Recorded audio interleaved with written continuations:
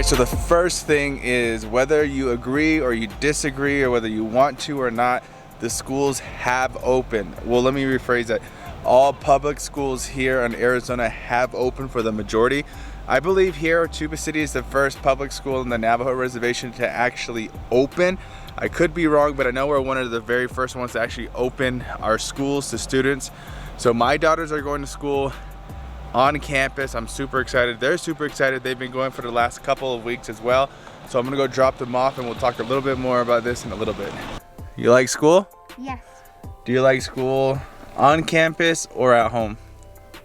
On campus. What about you? I like campus. You like the campus too? I believe a lot of kids rather go to school on campus if the actual, obviously everything that's happening right now isn't happening.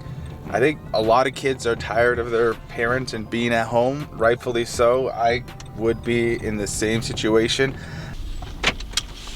We'll see you guys. See you. You guys listen to your teachers? Okay. Okay, give me a kiss. Love you. Love you. Go get your temperature checked. Okay.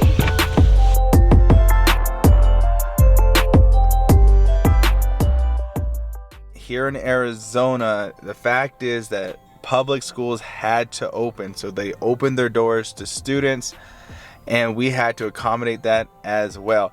Because we are on the Navajo reservation but we're still in Arizona, we had to abide by so many laws. We got to abide by the Navajo Nation law and we got to abide by Arizona law and stuff like that as well. So recently Doug Ducey opened the schools.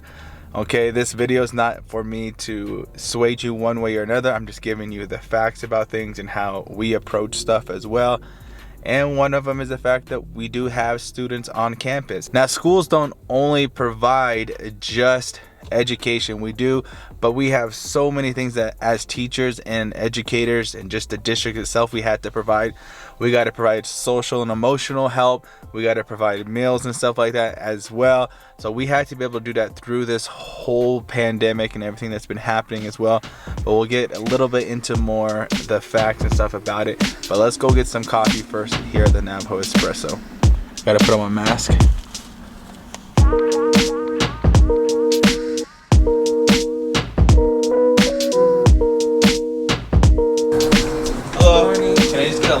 Wait, first of all, do you guys have Apple Pay? Okay, can I just go ahead and get a large or a medium roast coffee? A medium roast coffee? Yeah. Black? Yes, please. Okay.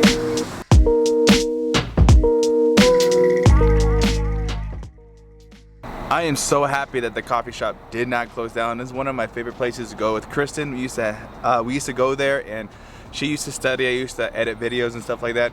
Super nice people. They're always nice to us. So if you're ever in Tuba City, go check it out. I'm here at the hospital. Obviously, I got to go inside. I got to go see the ENT for my right ear. I've always had issues with my right ear, so it's not just age, but I could never hear out of that ear very well. It's always been muffled and stuff like that as well. People tell me that I can't hear, and technically I can't hear out of there. Now, with that said, at our school, in every site, whether it's at the elementary, the junior high, or the high school, we screen every student and every teacher that goes inside the building, or whoever goes inside the building. Right now, the building is only limited to the teachers, the students, and anybody that works there, and security, obviously, but nobody else is allowed on that campus. So they go through a screening just like if you were going to go into the hospital like I am. They take your temperature and they ask you all those questions as well. So if you've ever been to the hospital lately and they ask you all those questions, we ask all those questions to all the students and all the staff members, and we take their temperatures, and everybody wears masks at the same time during the school. So students that take the bus to school, they are screened at their bus stop. So when the bus stops to pick them up wherever they are, whether it's in Cameron, Gap, or anything like that, they are screened there. They ask them the same questions, they take their temperatures and all that good stuff as well. So they're screened there before they come to the actual school itself. Before we go any further, I just want to give a big shout out to everybody at the Tuba City Regional Healthcare that are providing all the vaccines for everybody. Whether you believe in the vaccine or not, they are the people that are putting their time and effort in to get into the vaccines to the people that want them. I'm not telling you to get it or not get it, I just want to give a big shout out to them because they do give up their personal time to go ahead and do that. So shout out to them as well. All right, so the next thing is choice. The parents / guardians have the ability and the choice to keep their child at home and continue with online schooling, or they have the choice to send their student / child to school. We're not forcing parents to decide at all. They get to choose whichever one they feel comfortable. They can keep them at home half the time and send them to school half the time. They can keep them at home 100% of the time, or they can keep the child at school 100% of the time for school. It's really up to the parents and the family. We're not making them do any, but they do have to continue going to school whichever way they feel comfortable with. All right, so the month of April here in Arizona is the month of testing. So we do a lot of statewide testing here in Arizona, and the test itself has to be administered on campus at the school. It cannot be taken at home. If a student is doing online schooling at home, we want them to have the opportunity to take the test as well, but also make sure that they feel comfortable. So what we're doing as a school and as a school district, they're setting up specific days for students that are at home learning, so they're continuing the online schooling. We're setting out specific days where they can sign up, and all they got to do is come in at a certain time, take the test, and they're allowed to leave after that. So the parent has a choice to send their student to school, keep them at home, take the test, not take the test. That's all up to the parent / guardian to make that decision, okay? And whatever decision they make, we support it. We're not saying yes or no to anything. We're just gonna offer the things, and we're gonna say, hey, these are some options for you. You get to choose which one fits you best. We just have to be able to offer school and offer these tests to these students and be able to accommodate as much as possible. I know we're not going to please everybody, but we are here to help as much as we can and be able to just walk the students and families step by step as well, okay? So remember, it's all a choice for the parents to do those specific things. Us as teachers in a district, we just have to be able to offer it to them as well. Let's go inside. I gotta feed my dog too. You hungry?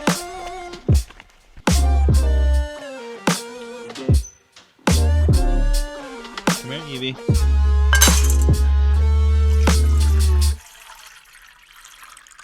The biggest hurdle as a district we have, and we're going to have for a while, is the fact that we do not have a reliable internet source.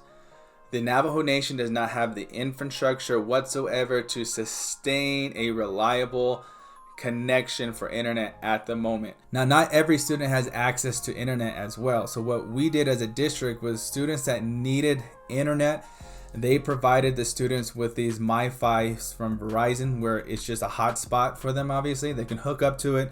They can get on their iPads that the school district issued to them, and they can do the work on there and Zoom with the teachers as well. Now, the MiFis themselves don't work in all the rural areas as well. Here in Tuba City they work, but if all the students are on those MiFis, it does take a lot of the bandwidth off of the towers, and it does lower the speeds, and some students are not able to Zoom because the speeds are so slow because there's so many people on them. And some students that live in the far boondocks of the Navajo reservation, they can't get internet signal with those MiFis because they live so far off the grid that it can't even connect as well, okay?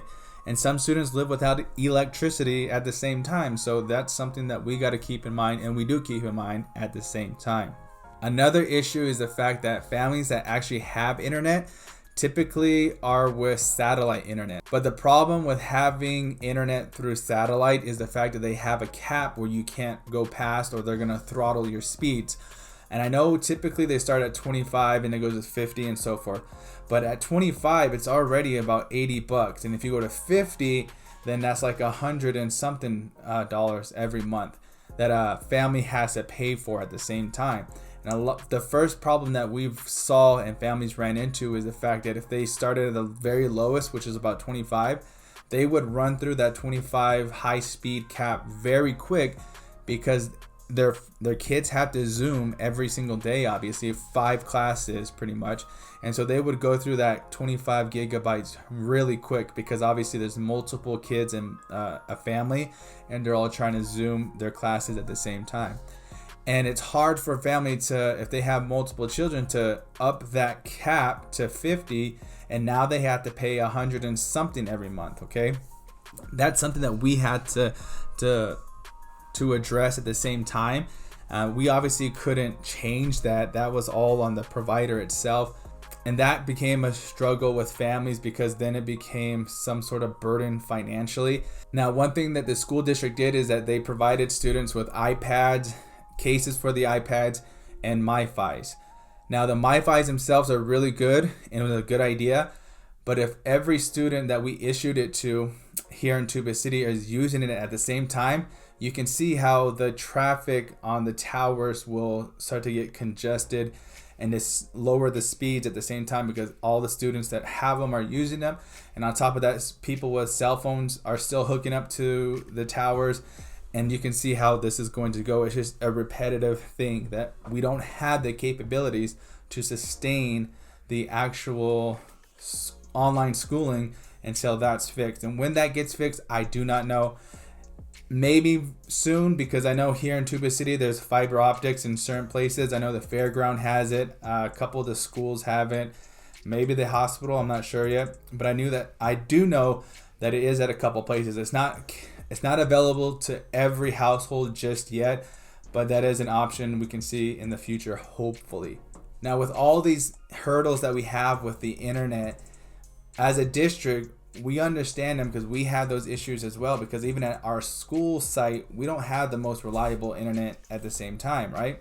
So we understand that. We understand the hurdles, and we try as a district to get past those with you and help you pass them as well.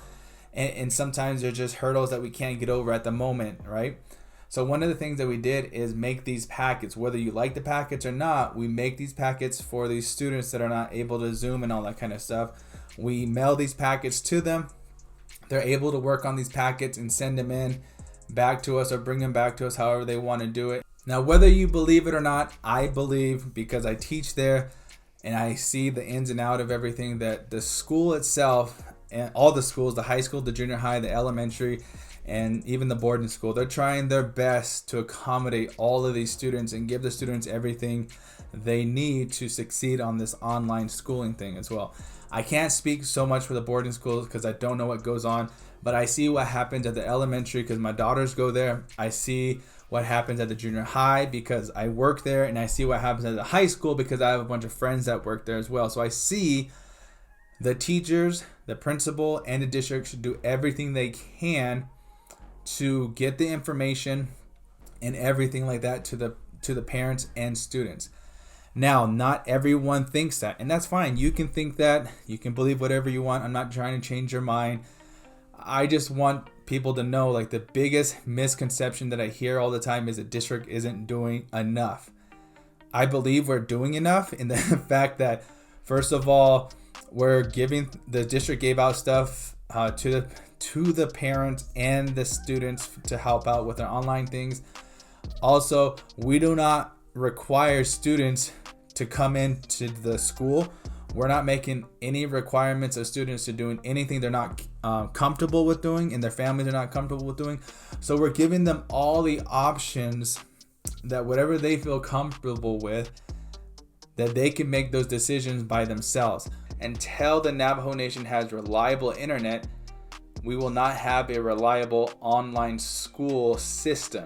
All right, leave a comment down below letting me know whether your child is online or they're in person at the school learning as well. It's lunchtime, so we're gonna go get some lunch for Kristen and myself.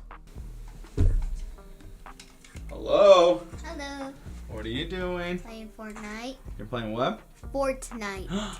Really? Mm-hmm. Are you winning? Yeah. Are you lying? No. No. Mm-mm. What happened to your forehead? Let's see it. I was running through the what do you call it? That truck, and I didn't pay attention. I hit through the truck. Oh, you feel better? Mm-hmm. Where's Zoe? Oh, she's in your room. What? Zoe, what are you doing? I'm watching Huh? Cricket Cities. Did you go to school today? Yeah. Yeah? Yeah. What was your favorite part? Dance freaks. Dance break? Yeah. What was your favorite dance? Ghostbusters and the Fox and the Gummy Bears. Oh, wow. Okay. It's evening now. We're about to eat dinner. We're about to eat one of my favorite things I like to eat. I grew up eating this when I was a kid. It's just simple Spam and rice. Can you guys get it? Yep. So we're gonna finish off the night with Spam and rice. We're super hungry. Nia, do you like the Spam and rice? Yes. Is it one of your favorites? Yes. What about you, Zoe? Me too. One of your favorites as well? Yeah. Alright guys, we'll see you guys in the next one. Leave a comment down below what's one of your favorite things you like to eat as well. And we'll see you guys in the next one. Peace.